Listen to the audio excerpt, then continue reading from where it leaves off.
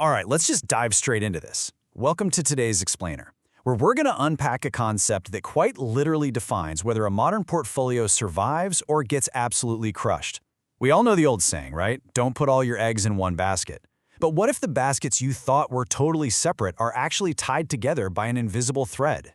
That thread is financial correlation. And honestly, understanding how it behaves when the market is under stress is the absolute cornerstone of modern risk management. I really want you to hold on to this question. What happens when your safety net becomes an anchor? It's kind of a terrifying thought. You build up this portfolio, you carefully balance your risks, fully believing that if one asset drops, another one is going to hold steady, maybe even rise. But history and the data we're looking at today tells us that in moments of extreme panic, that safety net can actually transform into a massive heavy anchor dragging you down. So, here's our roadmap for today. We'll start with the illusion of diversification, see what happens when market stress hits, and look at the actual price of correlation. Then we're going to get into the math, modeling dynamic relationships, the massive breakthrough of the neural copula, and finally, rethinking financial risk altogether. Let's get right into it. Section 1. The illusion of diversification. Let's look at how traditional portfolio theory builds this beautiful but honestly highly dangerous illusion. Here's the most crucial takeaway right off the bat. Correlation is not a static number. It's an active, moving risk factor that can completely destroy your expected return to risk ratio. Correlation risk is literally the danger that the relationship between your investments is going to change at the exact moment you can least afford it. It's the risk that two variables you assumed were totally independent suddenly lock arms and dive off a cliff together. Traditional models like the famous capital asset pricing model, or CAP, essentially assume that mixing tech stocks with utility bonds gives you this permanent shield because they move independently. The core idea is that high diversification equals low correlation. But think about it. That's the financial equivalent of assuming it will never rain just because it's sunny today. Assuming the relationship between a stock and a bond today will be the exact same tomorrow, that is a fundamentally broken premise. Section 2. When market stress hits. Now let's look at the hard data from one of the most defining financial events of our lifetime to see how this illusion of diversification completely shatters in real time. Notice how rapidly the financial climate shifted into an absolute hurricane here.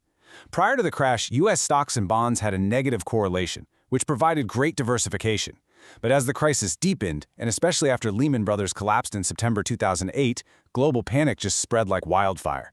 By October, the correlations of almost all equities were driving straight toward a perfect positive 1. And a plus 0.9 correlation? That means essentially everything is moving in the exact same downward direction. There's nowhere to hide.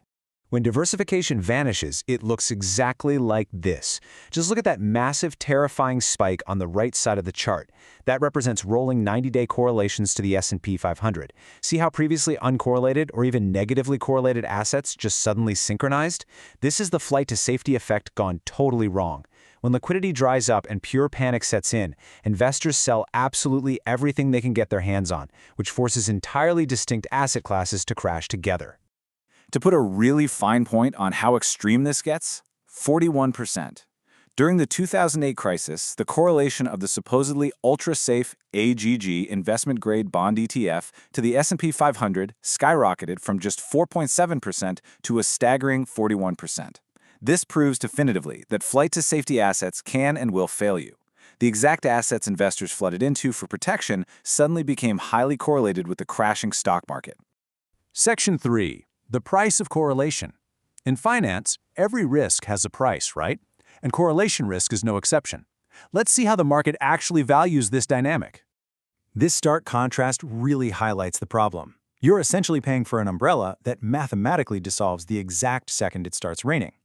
In normal markets, everything works perfectly. You get high diversification benefits. But in a crisis, correlation converges toward 1, and your diversification totally evaporates.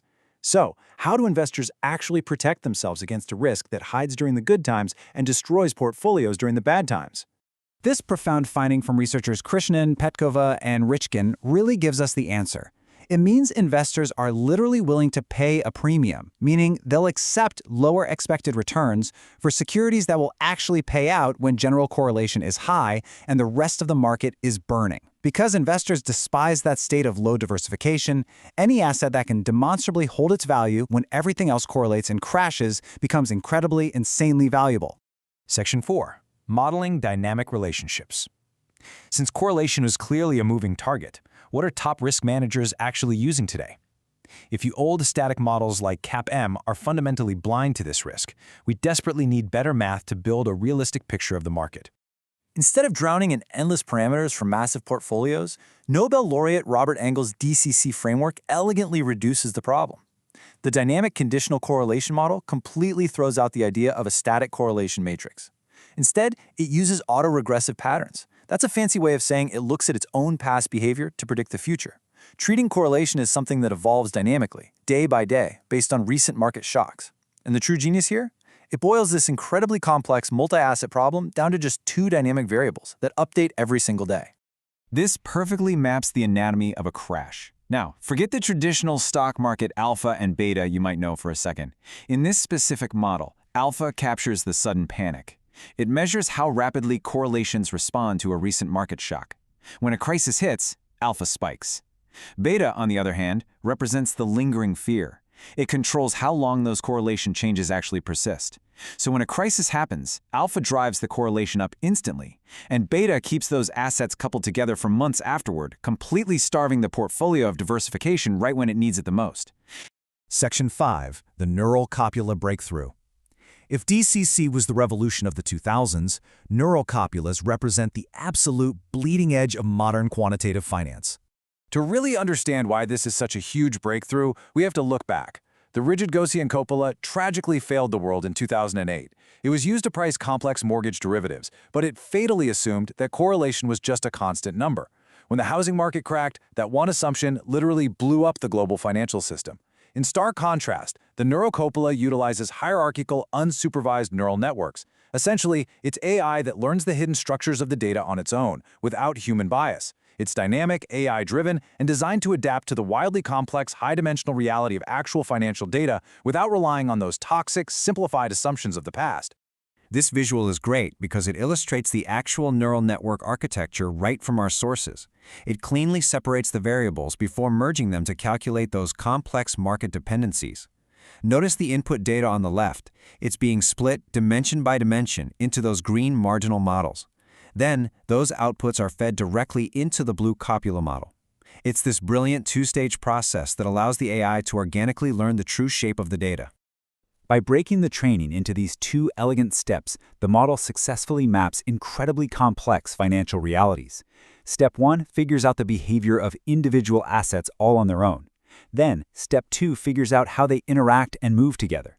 By imposing mathematical constraints as loss functions during the neural network's training, the neural copula achieves a smooth analytic expression. It actually learns the true, messy, nonlinear correlations of the market that traditional models are simply blind to. Section 6. Rethinking financial risk. Let's bring all this complex math and market history back down to earth, to what it actually means for your money and the future of portfolios. This quote from our sources just perfectly summarizes the current landscape. Relying on past assumptions, basically treating correlation as a permanent climate rather than daily weather, is incredibly dangerous. The negative correlation between stocks and bonds that protected investors for 20 years? It's not a permanent law of physics. It can and absolutely does change based on the macroeconomic regime, inflation levels, and global panic. So, I want to leave you with this provocative thought. Now that you know correlation is a living, breathing entity, how will you change the way you view your own safety nets? Because the next time market stress hits, you really don't want to be caught holding a static umbrella in the middle of a dynamic hurricane. Thank you so much for joining me for this explainer, and I highly encourage you to keep questioning the standard models.